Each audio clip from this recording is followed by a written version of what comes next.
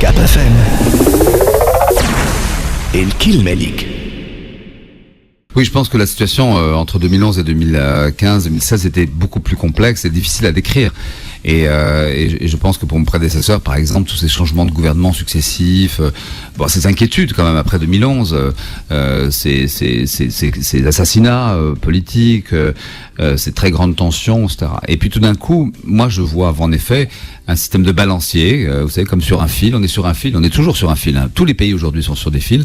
Simplement, on a ou pas un bon balancier. Et là, il y a un bon balancier qui est, quoi qu'on dise, évidemment, même s'il y a une menace de grève générale, même s'il y a des gros débats sur la loi de finances, ce balancier, c'est l'accord de Carthage. L'accord de Carthage, il a été signé par des organisations, des ministres non pas représentent l'UGTT ou l'UTICA ou d'autres forces politiques, mais en tout cas constitue un gouvernement d'union nationale, et ce gouvernement d'union nationale, il prend ses mesures au fur et à mesure, cette loi de finances, des lois dans les semaines à venir contre la corruption, et puis il va, j'imagine, très très vite, comme il l'a annoncé, mettre en place le système électoral pour les élections locales.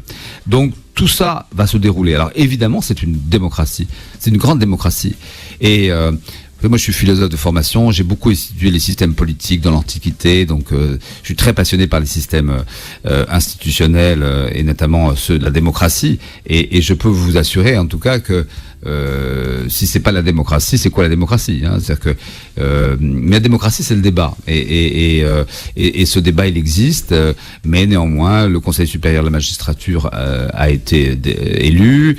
Dans peu de temps, je crois, la Cour constitutionnelle va se mettre en place. Les instances existent. Moi, je suis très impressionné par l'instance qui relie l'histoire de la Tunisie depuis maintenant 50 ans. Ce travail qui est fait avec une grande indépendance. L'AECA fonctionne. Donc, oui, il y a tous les éléments de la démocratie. Elle est là.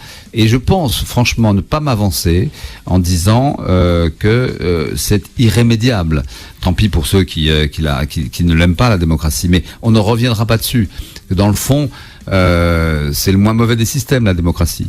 Et puis, c'est surtout, je pense, économiquement, le plus efficace. C'est-à-dire que, dans le fond, ça permet une liberté des échanges, ça encourage l'entreprise, ça devra l'encourager de plus en plus, en tout cas.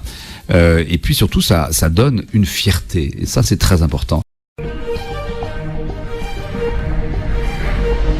Cap FM.